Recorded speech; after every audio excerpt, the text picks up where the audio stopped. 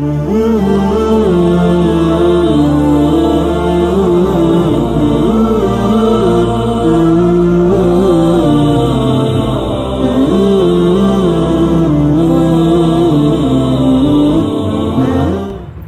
بالله من الشيطان الرجيم. بسم الله الرحمن الرحيم. إن قارون كان من قوم موسى فبغى عليهم وآتيناه من الكنوز ما إن مفاتحه لتنوء بالعصبة أولي القوة إذ قال له قومه لا تفرح إن الله لا يحب الفرحين. صدق الله العظيم. اللهم صل على محمد وعلى آل محمد كما صليت على إبراهيم وعلى آل إبراهيم إنك حميد مجيد. اللهم بارك على محمد وعلى آل محمد كما باركت على إبراهيم وعلى آل إبراهيم إنك حميد مجيد. 20ویں پارے کا 11واں رکوع سورہ قصص کی آیت نمبر 76 سے درس کا آغاز ہو رہا ہے. سورہ قصص کے آغاز ہی سے سیدنا موسیٰ علیہ السلام کا واقعہ بیان ہو رہا ہے. پہلے موسیٰ علیہ السلام اور فرعون ان دونوں کا واقعہ بیان ہوا، اور پھر پچھلے رکوع میں گزرا کہ تمہیں اللہ نے جو مال و دولت دیا ہے یہ صرف دنیا کی حد تک ہے. اس مال و دولت کو اللہ کی رضا کے لیے اللہ کی مخلوق پہ خرچ کر لو گے تو کامیاب ہو جاؤ گے، اور اگر جوڑ کے رکھو گے، خرچ نہیں کرو گے تو ناکام ہو جاؤ گے. اب اس پر موسیٰ علیہ السلام کے ساتھ انہی کی برادری کا آدمی جو قارون تھا اس کے واقعے کو بیان کیا جا رہا ہے. قارون بنی اسرائیل کا آدمی تھا، جس طرح سامری 16ویں پارے میں ہم نے پڑھا وہ بھی بنی اسرائیل کا تھا لیکن منافق تھا. اسی طرح یہ قارون یہ بھی بنی اسرائیل کا ہے اور یہ بھی منافق تھا. موسیٰ علیہ السلام کے چچا کا بیٹا کہا جاتا ہے، اور اسے حسد ہوا کہ موسیٰ کے ساتھ ان کے بھائی ہارون کو نبی بنا دیا، مجھے کیوں نہیں بنایا گیا؟ میں بھی تو ان کے چچا کا بیٹا ہوں، تو مجھے نبی بنانا چاہیے تھا. اس حسد کی بنیاد پر اس نے منافقت کی، حالانکہ یہ تورات کا حافظ تھا. بنی اسرائیل میں سب سے زیادہ تورات اسے یاد تھی. اور بعض نے کہا کہ یہ فرعون کی حکومت کا آدمی تھا اور اس نے اس کو مسلط کیا تھا بنی اسرائیل پر، اور یہ بنی اسرائیل پر ظلم کیا کرتا تھا. اللہ فرماتے ہیں ان قارون کان من قوم موسیٰ. قارون موسیٰ علیہ السلام کی قوم میں سے تھا. فبغى علیہم، اس نے بنی اسرائیل پر ظلم کیا، بغاوت کی، ظلم کیا. ظلم سے ایک مراد تو یہ ہے کہ تشدد کرنا، تکالیف پہنچانا، یہ بھی ہے. اور ایک ظلم کا معنی یہ بھی ہے کہ ان کی قوم کا آدمی ہو کر بھی ان پر مال خرچ نہیں کرتا تھا. وَآتَيْنَاهُ مِنَ الْكُنُوزِ، اللہ فرماتے ہیں کہ ہم نے اس کو بڑا خزانہ دیا، اتنا خزانہ دیا کہ ان مفاتحہ، کہ اس کے خزانے کی چابیاں لَتَنُوءُ بِالْعُصْبَةِ لِلْقُوَّةِ، طاقتور جوانوں کی جماعت کو تھکا دیتی. یعنی اتنی زیادہ چابیاں تھیں کہ ان چابیوں کو اٹھا کر نوجوانوں کی ایک پوری جماعت تھک جاتی تھی، یعنی یوں سمجھ لو کہ کم از کم 10 آدمی اس کے خزانے کی چابیاں اٹھاتے تھے، اور وہ 10 آدمی بھی کوئی عام لوگ نہیں تھے، جو طاقتور نوجوان تھے۔ تو اندازہ لگائیں کتنی چابیاں ہوں گی پھر۔ اذ قال له قومه لا تفرح، اب یہ دولت کے نشے میں تکبر کرتا تھا، اکڑتا تھا، اتراتا تھا، تو اس کی قوم نے اسے کہا لا تفرح، اکڑ نہیں۔ ان اللہ لا يحب الفرحین، اللہ اکڑنے والوں کو، تکبر کرنے والوں کو، اترانے والوں کو پسند نہیں کرتا۔ اللہ تو عاجزی کرنے والوں کو پسند کرتا۔ اور قوم نے اس کو یہ بھی کہا وَابْتَغِ فِيمَا آتَاكَ اللَّهُ الدَّارَ الْآخِرَةَ، کہ اللہ نے تجھے جو مال دیا ہے اس کے ذریعے سے آخرت کا گھر بنا، یعنی مال اللہ کی مخلوق پہ خرچ کر تاکہ تجھے اللہ آخرت میں گھر دے، جنت دے، تو اپنے مال کے ذریعے جنت بنا۔ وَلَا تَنْسَ نَصِيبَكَ مِنَ الدُّنْيَا، اور دنیا میں اپنا حصہ نہ بھول، یعنی یہ نہیں کہہ رہے کہ سارا مال دے دے، دنیا میں جتنا تجھے ضرورت ہے وہ رکھ، اپنے اوپر بھی خرچ کر، اپنی ضروریات کے لیے رکھ پیسہ، منع نہیں کرتے، لیکن اس میں سے کچھ مال اللہ کے نام پہ بھی خرچ کر۔ وَأَحْسِن كَمَا أَحْسَنَ اللَّهُ إِلَيْكَ، احسان کر جیسے اللہ نے تجھ پہ احسان کیا، یعنی لوگوں سے نیکی کر جیسے اللہ نے تجھ پر نیکی کی۔ وَلَا تَبْغِ الْفَسَادَ فِي الْأَرْضِ، زمین میں فساد نہ کر، اللہ فسادیوں کو پسند نہیں کرتا۔ اب قوم نے تو یہ کہا نا کہ اللہ نے تجھے مال دیا، تو جواب میں کہنے لگا انما اوتیتہ علی علم عندی، یہ جو میرے پاس مال ہے نا یہ میری اپنی کمائی ہے، میرے علم کی وجہ سے، میرے ہنر کی وجہ سے، یہ میری اپنی کمائی ہے۔ جس طرح آج کل ہم مسلمان بھی کہہ دیتے ہیں جی میری اپنی کمائی ہے، خون پسینے کی کمائی ہے، اور بھائی اللہ کی عطا ہے، اللہ نے دیا ہے، وگرنہ ہم سے زیادہ محنت کرنے والے لوگ ہیں، ان کو کم ملتا ہے، اور کچھ بھی محنت نہیں کرتے اور وہ کروڑوں میں کھیل رہے ہوتے ہیں۔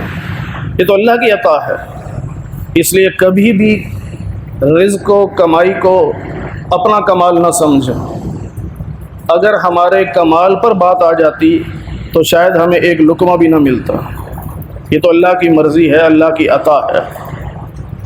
اولم یعلم، کیا اس قارون کو یہ معلوم نہیں ان اللہ قد اہلک، اللہ نے ہلاک کیا اس سے پہلے بہت ساری جماعتوں کو۔ قوم نوح کو دیکھ لو، قوم عاد، قوم سمود، قوم فرعون، قوم لوط، قوم تبع، یہ ساری قومیں ہلاک ہوئی ہیں۔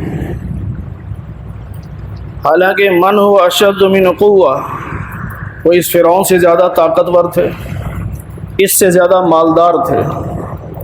آج یہ سمجھ رہے ہیں نا کہ میری اپنی کمائی ہے، تو اللہ کہہ رہے ہیں کہ اس سے زیادہ مال والے، اس سے زیادہ طاقت والے، ہم نے جب ان کو نہیں چھوڑا، ان کو ہلاک کر دیا، تو یہ کیا چیز ہے؟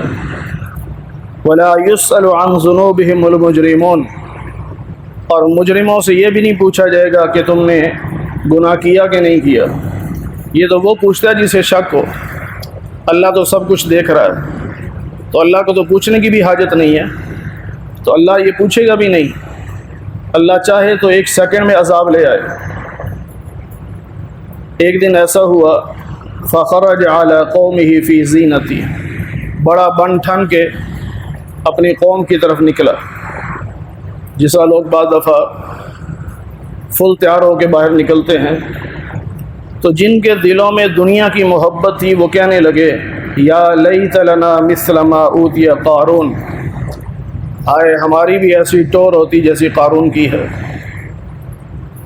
جس طرح لوگ دیکھ کے کہہ دیتے ہیں کہ کیا لباس ہے ایسا میرا بھی ہو، کیا گاڑی ہے ایسی گاڑی میری بھی ہو، اس کی کیا زبردست کوٹھی ایسی میری بھی ہو۔ انسان ہے، دل میں آ جاتا ہے۔ تو دنیا کی محبت والے لوگوں نے کہا کہ یا لیت لنا مثل ما اوتی قارون، کاش ہمیں بھی وہ سب کچھ ملتا جو قارون کو ملا، بڑے نصیبوں والا ہے۔ 4 پیسے آ جائیں تو لوگ یہی کہتے ہیں بڑے نصیبوں والا ہے، بلکہ اب تو لوگ کہتے ہیں اللہ بڑا راضی ہے اس پہ۔ بھئی کیوں؟ دیکھا نہیں 4 منزلہ مکان بنا لیا، دینوں میں ترقی کر گیا، اللہ بڑا راضی ہے اس سے۔ پیسے کا آنا اللہ کی رضا نہیں ہے، پیسے کا چلا جانا اللہ کی ناراضگی نہیں، پیسے کا مل جانا اللہ کی رضا کی دلیل نہیں۔ چاہے مالدار ہو چاہے غریب ہو، جو اللہ کے حکموں کو پورا کر رہا ہے اللہ اس سے راضی ہے۔ وہ چاہے ریڑھی لگانے والا ہو، اللہ اس سے راضی ہے اگر وہ اللہ کے حکموں کو پورا کر رہا ہے، اور اگر بادشاہ وقت ہے اور وہ اللہ کے حکموں کو پورا کر رہا ہے اللہ اس سے راضی ہے۔ وقال الذین اوتوا العلم، جو علماء تھے علم والے، انہوں نے ان کو سمجھایا، ویلکم، ہائے تمہاری ہلاکت، ثواب اللہ خیر، تم یہ مال دیکھ رہے ہو قارون کا، حالانکہ اللہ جو ثواب دے گا وہ بہت بہتر ہوگا، لیکن اس کو ملے گا جو ایمان والا ہوگا، نیک عمل کرنے والا، اور ایمان اور نیک اعمال کی توفیق اسی کو ملتی ہے جو صبر کرنے والا ہوتا ہے۔ اب اللہ نے اس کو دھنسایا زمین میں، قارون کو، وبدارہ، اس کے گھر کو بھی۔ بات تفاسیر میں ہے کہ قارون نے ایک عورت کو پیسے دیے کہ تو موسیٰ پہ الزام لگا دے۔ موسیٰ علیہ السلام بیان کر رہے ہوں گے، میں سوال کروں گا تو درمیان میں کہہ دینا کہ موسیٰ نے میرے ساتھ منہ کالا کیا تھا۔ تو موسیٰ علیہ السلام اسے سمجھا رہے تھے کہ اللہ تجھے دولت دی ہے، زکوٰۃ دیا کر، صدقہ خیرات دیا کر، اس طرح کا بیان ہو رہا تھا۔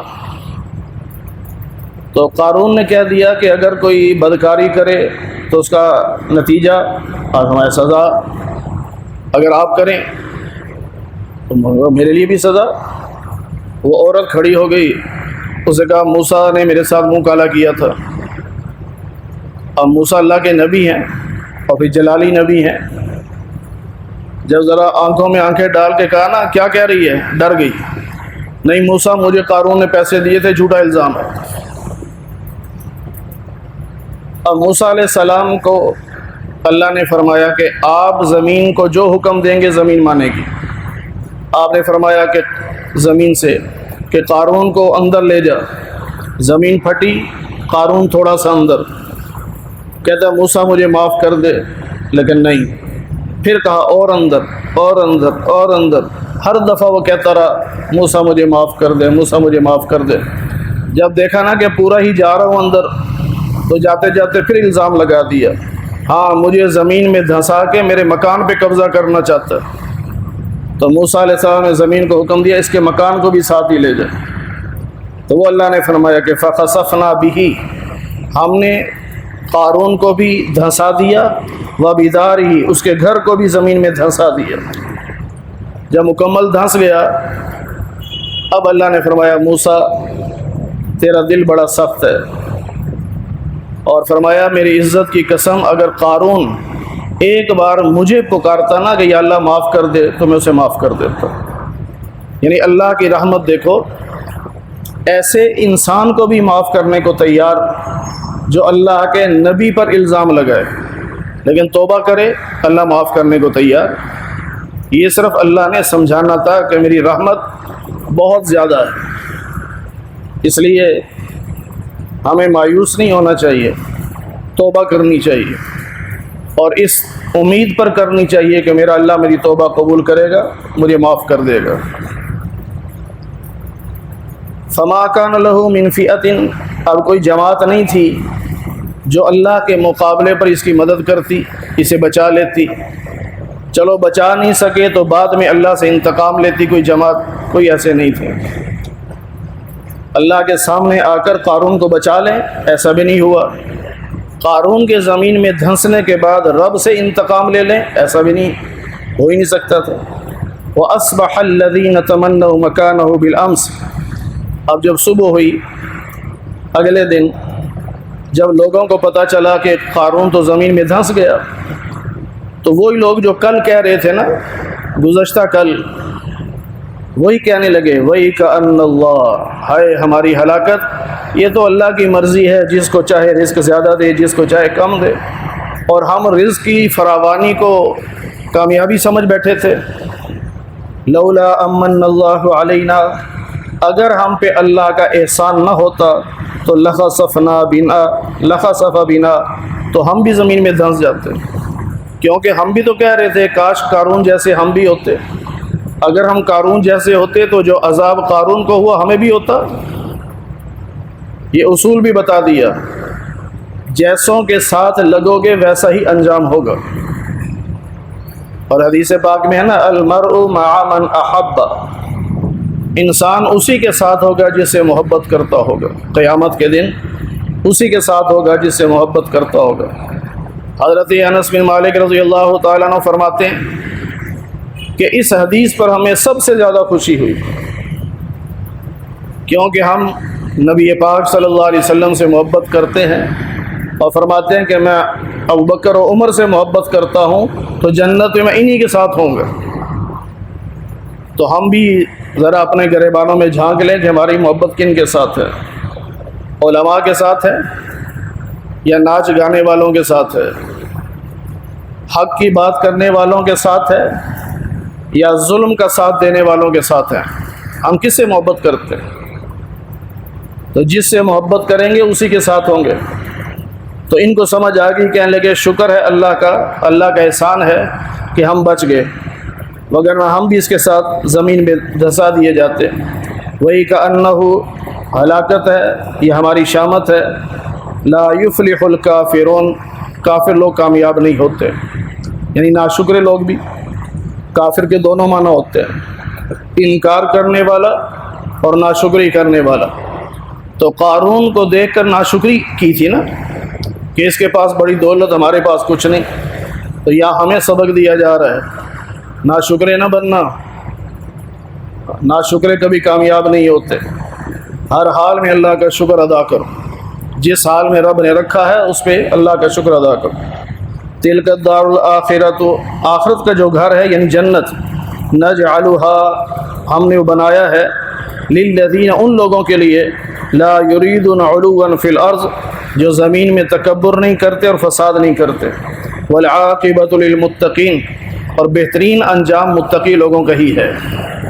من جاء بالحسنۃ، جو نیکی کرے گا، فلہ خیر منہا، اس کو اس سے بہتر بدلہ ملے گا، یعنی جیسی نیکی کی اس سے زیادہ اچھا بدلہ ملے گا۔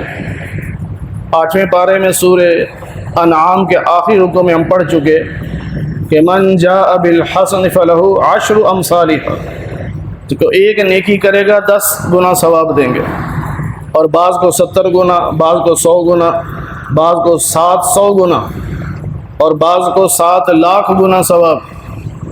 اور بعض ایسے خوش نصیب بھی ہیں کہ جو صبر سے کام لینے والے، تو اللہ فرماتے ہیں کہ انما یوفی الصابرون اجرہم بغیر حساب، کہ صبر کرنے والوں کو تو میں بغیر حساب کے ثواب دوں گا، کیونکہ صبر بڑا مشکل مرحلہ ہے، آسان نہیں ہوتا، اپنے جذبات پہ کنٹرول کرنا، اور پھر طاقت ہونے کے باوجود اپنے دشمن کو معاف کر دینا، یہ کوئی معمولی بات نہیں۔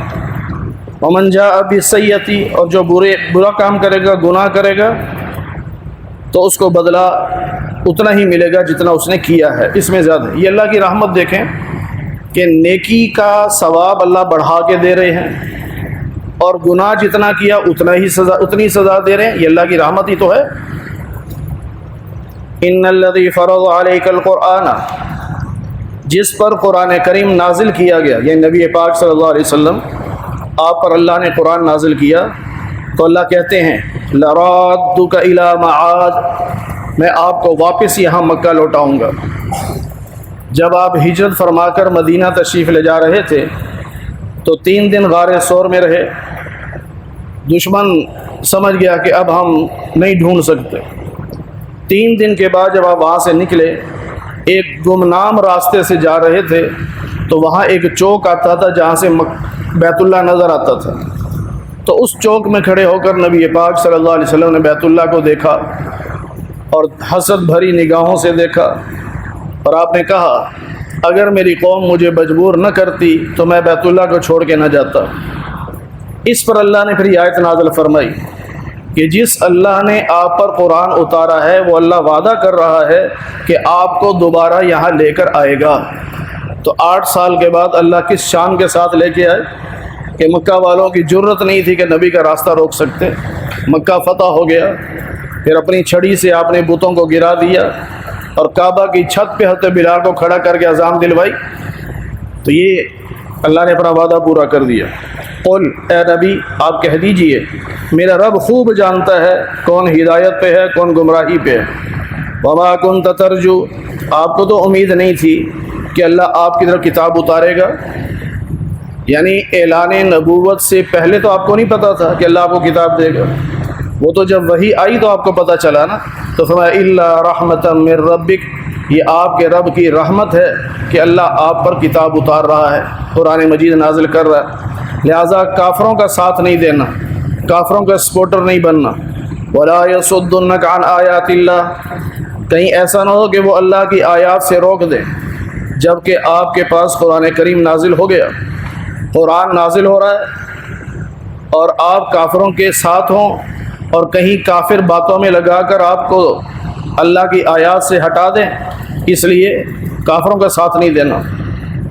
جو بھی کافروں سے دوستی کرتا ہے تو خطرہ ہوتا ہے کہ کہیں ایمان سے ہاتھ نہ دھو بیٹھے، اس لیے منع کیا گیا یا ایھا الذین آمنوا لا تتخذوا اليہود والنصارى اولیاء، ایمان والو یہودیوں اور عیسائیوں کو دوست نہ بناؤ، یعنی دلی دوست نہ بناؤ، کہیں ایسا نہ ہو کہ ان کی محبت میں آ کر ایمان سے ہاتھ دھو بیٹھو۔ وَادْعُ إِلَىٰ رَبِّكَ، بلکہ تمہیں چاہیے کہ تم ان کو دعوت دو، یعنی بجائے اس کے کہ ان سے دوستی کرو اور ان کی باتوں میں آؤ، تم ان کو دعوت دو، رب کی طرف بلاؤ اور مشرکوں میں شامل نہیں ہونا، یعنی شرک سے اپنے آپ کو بچانا۔ وَلَا تَدْعُ مَعَ اللَّهِ إِلَٰهًا آخَرَ، اللہ کے ساتھ کسی اور کو مت پکارو، صرف اللہ ہی کو حاجت روا سمجھو، مشکل کشا سمجھو، بگڑی بنانے والا سمجھو، خالق رازق سمجھو، بس صرف اللہ کو پکارو، اللہ کے ساتھ کسی اور کو مت پکارو۔